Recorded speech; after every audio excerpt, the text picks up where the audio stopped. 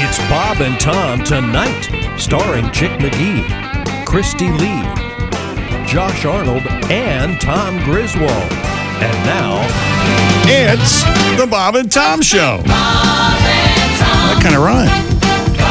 Welcome, hello, to the Bob and Tom Show. Okay. Yeah. I wasn't paying attention. What'd you say? Hi, Tom. How are you? Chick.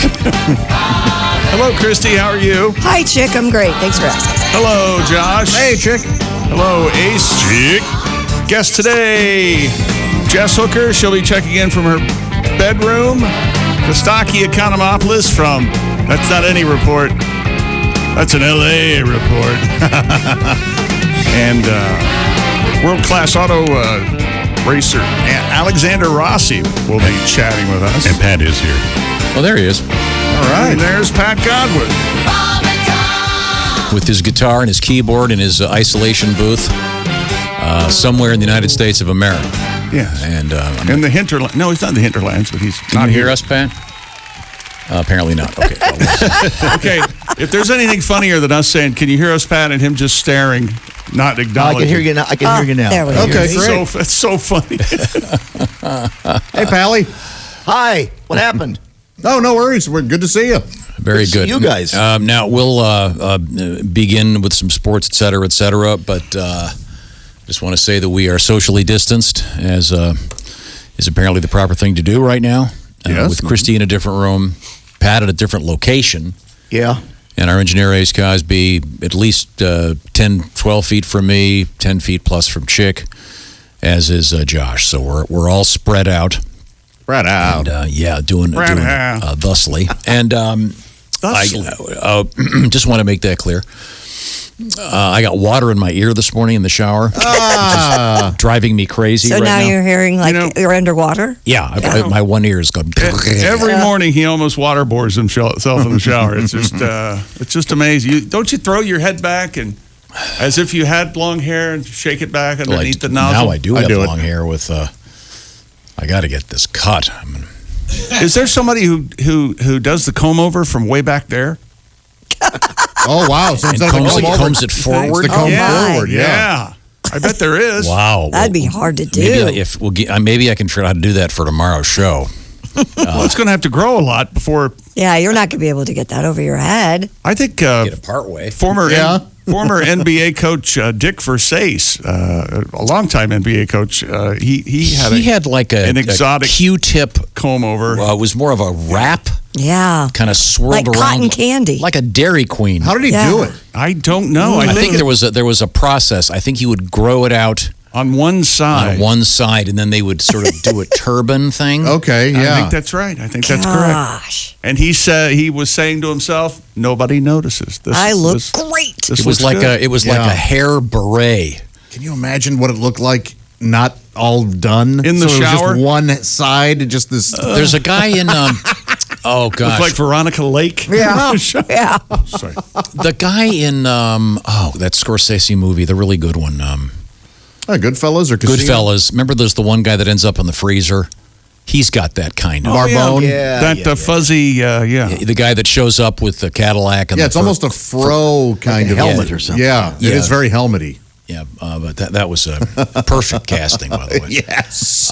Yeah. That guy's scary. Baseball Commissioner Rob Manfred has made a move that allows teams to lay off or cut the pay of major and minor league managers, coaches, trainers, full-time scouts starting May 1st. Manfred suspended uniform employee contracts that cover about 9,000 people, including GMs on some teams. Manfred cited the inability to play games due to the virus and the national emergency. And that's bad news, so we have good news in baseball. Okay. It's any baseball fan's dream to hear his or her name announced as a batter in a Major League Baseball game. Oh, man. Yeah. Batting third, Arnold, Josh Arnold. Wow. Well, thanks to the person who does the job for the New York Mets, Colin Cosell is using time he would use at Citi Field announcing big league players to create customized intros for fans. Cool. This guy's Howard Cosell's grandson. Yes, he is. Cosell has been giving priority to people in the medical field and other first responders, but he says if you send him what you want him to say and include the walk-up music, like I'm thinking, Oh, Arnold batting third. Arnold, Josh Arnold. Here he comes. He's the mighty Arnold. No, doesn't Mighty Josh. quite have the weight that I would want as when I were walking. Batting third. Yeah. Look at that butt. At first base. Big one. Yeah. Arnold. Josh. No, that's the. Arnold. No. I could see Kirby Puckett walking up to that. He had a large. He did have a large behind, didn't he? Big booty. Yeah. Tom, are you seated and calm as you can be? Yes, I am. Uh-oh. Novak Djokovic says he will not take any coronavirus vaccination if it does become compulsory for tennis players to return to the World Tour. And why not? The world's top-ranked men's tennis player said in a live Facebook chat he wouldn't be forced by someone to take a vaccine in order to be able to travel. Okay. Well, then you're not playing, sir. Djokovic and his wife have 2 children and have spoken previously. They're anti-vaxxers. Vaccinations in general. Okay. And I'm sure his scientific credentials are stellar. Spending most of his lifetime on a tennis court. 30. Wow. 30. His knowledge of microbiology is second to none. Okay, great. And if he quits tennis, so what? Yeah, that's true. Yeah, he's great, but he's kind of at the end of the Yeah. Former Houston Astros pitcher. I said former Houston Astros pitcher Henry Sosa among several players involved in a bench-clearing brawl during a Chinese Pro Baseball League game. The clash came during the game between the Fubon Guardians Yes. and the Rakuten. If it's not the Rocketeers, I don't want to hear it. Rakuten Monkeys. So they're playing baseball. The melee occurred Sunday at International Baseball Stadium in Taiwan City. Taiwan, baby. Taiwan. Sosa on the mound for the Guardians. He several inside pitches to Cub Yen Wen. Well, right about now. In the bottom of the 4th inning, one of his inside fastballs drilled the Monkeys infielder, prompting the bench-clearing brawl. I see. Did you see the video of this? No. There's no one in the stands, obviously. Yeah. But the next pitcher up there for the Monkeys? yeah, Or the Guardians. the Rakuten Monkeys hit 3 batters in a row. Oh, really? Mickey.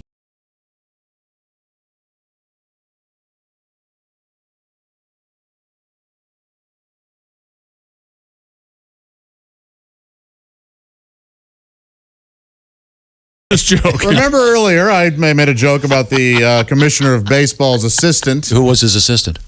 His man, so therefore he would be Manfred's man. Rob Manfred's man. And Tom said, well, really what you want to do is underscore the joke with a sample of the artist. Now I realize what he really means is if you immediately play a song, no one can hear the non-laughter.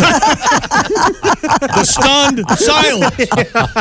And I thought with the 3 batters, you were going to do something like one batter saw no evil, one batter heard no evil. Way too convoluted. Said no. Oh. I just like the fact that there's the Rakuten Monkeys.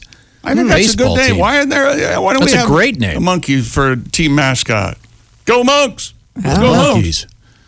But at least they're playing. They got that going. Yep. That's true. When we're getting stories about obscure Chinese pro baseball melees in Taiwan, it just shows that things are a little slim. That an ignorant tennis player's trying to teach us science. Yeah, good. Well, good luck to you. And speaking of this, let's go to the NFL. A Tampa Bay recreation worker had to kick Tom Brady out of a public park. I'll say that again. A Tampa Bay recreation worker had to kick Tom Brady, quarterback of the Buccaneers, out of a public park. Tampa Bay Mayor Jane Castor said during a news briefing yesterday that a staff member patrolling the area spotted a citizen in the park working out by himself at the park downtown. When the staffer went over to tell him he had to leave, she recognized that it was none other than Tom Brady, or Tampa Brady. Right. The city of Tampa tweeted, "Sorry, Tom Brady, our Tampa Parks and Recreational team can't wait to welcome you. and our entire community back with even bigger smiles to our parks. Until then, stay safe and stay home as much as you can to help, of course, flatten the curve. Tom Brady was reported as saying, "Please don't send me home to her." See, that's exactly where I was going to go. That's what I was thinking. He's living in a Mansion. 30,000 square foot mansion. Brady owned by, recently moved to his 30,000 square foot furnished mansion he's renting from Yankee star Derek Jeter. He's renting it from Jeter. Boy. You think Jeter comes over with the with the turd wrench to fix the toilet? You don't want a black light in that house. No, my God. Cheats. See, I'm thinking if it's 30,000 square feet, there's got to be a gym of some sort in there. Of course. If Jeter owned it. A yard. Yeah. Want some fresh air. Well, it backs up to the water. Back to your thought. Maybe he just wanted some air that wasn't near anybody else. Yes. Maybe when you stop and think about it, it might be too cold to work out at his home. So the good thing about this story is usually the reason people are kicked out of parks is much less pleasant. You're right. Yeah. Usually it's some Like what? some pathetic flasher or Pickle Park. Yeah. So Well, didn't you read where Brady's having problems because their house backs up to the water, so all the boats are coming all day long and just parking, staring at his house all day? Oh, that's weird. Yeah, That's real weird. That's an uptown problem. Sure, but kind of weird. hey, want a cold one? You suck! No. So Josh and I take our boat over to Tom Brady's house. We park, we honk our horn like gentlemen. Hey, Tom, come out and have a beer. He ignores us. Yeah. I couldn't believe it, man. And it was 3:30 a.m. We know he was awake. He was home. He gets up and does his juicing or whatever. I had Vinny Testaverde in the boat. Vinny was cool, man. Vinny'd always come to the boat. Cool. Now, there we go. I just looked to my left and I see Alexander Rossi. Alexander, sir, how are you? What's up? How you doing? That's cool. Good to see you. This is amazing technology. I often feel like I'm in some spy movie. And, well, he's using his computer. He can't see us. Here we are, innocently sitting. What is that painting behind you? Is that a ski resort? Yeah, it's where I grew up in Northern California, so near Squaw Valley, which is a ski resort. But yeah, I feel you with the whole Zoom thing. I never thought that I would be a person that ever used this app, being a race car driver. Here we are, using it quite often. Now, they have you guys doing these video races. I mean, is that even close to anything like what you do? Does it have any bearing on the reality of driving a race car at 200 plus miles an hour? So the guys that are winning will tell you yes, absolutely. It's identical. The guys that are losing, like myself, will tell you no. But in all reality, so the platform is called iRacing, and they've done a really good job in kind of finding that blend between a video game and an actual professional simulator. So I would say the biggest difference is this is still built for a consumer, someone that's a race fan, someone that wants to kind of get an idea of what it's like to drive a race car, but it's not still the same level that a manufacturer's sim would be, like a Chevrolet or Honda sim. So there's still a gaming element to that, and because of that, there's tricks and there's quite a bit of performance that comes in the computer that you have and the monitor that you have, and obviously everyone has little bits of differences in their own home. So in a sense, it's very similar to real racing. The equipment that you have can make a difference on your performance in your lap time. But that's not my problem. My problem is I just am terrible. Yeah. And we should remind people that you're an excellent race car driver, certainly one of the best. Sometimes. And you're pulling 0 Gs when you're sitting in your den doing this. You guys, I know a number of you guys, and you have to stay in incredible physical condition because of the difficulty of steering these cars. And typically not an ounce of fat on you to keep everything light and happy. Yeah, I mean, a lot of people don't really realize the physical demand that goes into driving a race car, because they think, it's driving a car, right? Everyone can do that. And, they don't take into account the G-forces. So, we can have 3 to 5 lateral Gs, which is 3 to 5 times kind of your body weight pressing against you for a 2.5 hour race. The cars don't have any power steering. We usually race in summer months. So, I mean, there's some races where you can lose 5 or 6 pounds just in sweat, which is kind of disgusting to say, but. Well, they could make that accurate. They just make you put a big plastic suit on. Sure. And I remember talking to someone years ago when these things were first out, the racing simulation video games, and one of the drivers told me that one thing that it was good for was he had to go to a very specific track. I forget which one it was in California, but it had a lot of turns. Mm-hmm. And he was able to play this video game over and over, and he kind of knew what was coming when he actually got there. Because he remembered, okay, yeah, this one's the hairpin, this one's what this is what that is. So I guess that could be of some use.